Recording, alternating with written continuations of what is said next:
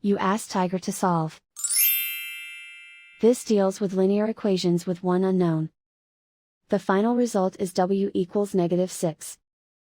Let's solve it step by step. Simplify the expression. Simplify the arithmetic.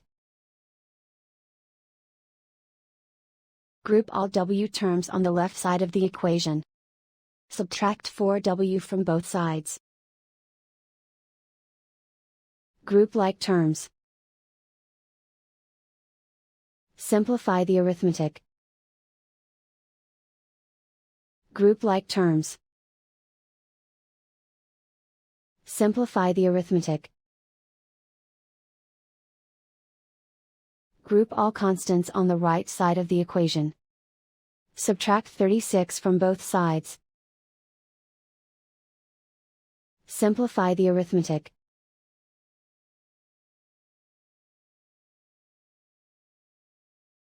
Isolate the w. Divide both sides by 9. Simplify the fraction. Find the greatest common factor of the numerator and denominator. Factor out and cancel the greatest common factor.